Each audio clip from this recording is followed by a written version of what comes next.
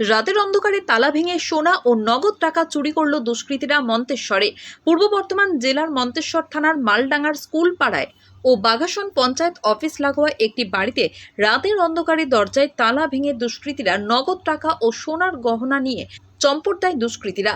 বাড়ির মালিক বিকাশ ঘোষ জানিয়েছেন, বৃহস্পতিবার দিন দুপুরবেলায় মেমারি থানার শঙ্করপুর গ্রামে আমার এক আত্মীয়ের অন্নপ্রাশনে গিয়েছিলাম। শুক্রবার ও শনিবার আমার বাড়ি 2 দিন ফাঁকা ছিল, আর সেই সুযোগে গতকাল শনিবার রাত্রিতে বাড়ির দরজার তালা ভেঙে নগদ টাকা ও গয়না চুরি করে নিয়ে চম্পট দেয় দুষ্কৃতীরা। বাড়ির মালিক বিকাশ ঘোষ আরও জানিয়েছেন, আনুমানিক 8 ভরি সোনার গহনা ও 50,000 টাকা নগদ চুরি করে নিয়ে চলে যায় দুষ্কৃতীরা। রবিবার অর্থাৎ আজ সকালে বিকাশ ঘোষের দাদা দেখেন বাড়ির দরজা তালা ভাঙা।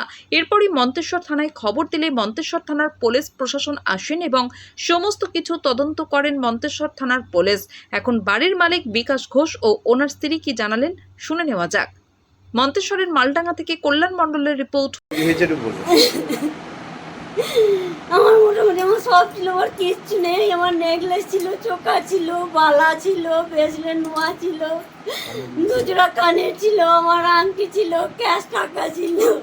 ক্যাশ কত টাকা ছিল? ক্যাশ এখানে আমার 10,000 ছিল, ওখানে 50 থেকে 60,000 ছিল। আলমারিতে শোকেস মিলিয়ে সোনা কত ভরি যেতে পারে আপনার?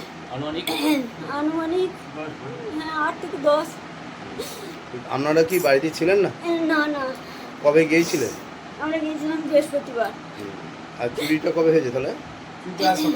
চুরিটা তো আজকে সকালে ফোন করছে যে এরকম বাড়ি খোলা, কিন্তু বাড়িতে পাহাড় আছে, এখানে রাস্তায় পাহাড় আছে, রাস্তার ধারে এরকম কি করে হলো? এটা কি করে হয়? কে খবর দিয়েছিল আপনাকে? আমাকে ফোন করেছিল আমাদের দাদা ভাসু। আপনার নাম কি? আমার নাম মুনমুন ঘোষ। কোথায়, কোন লোকেশনে বাড়ি আপনারটা?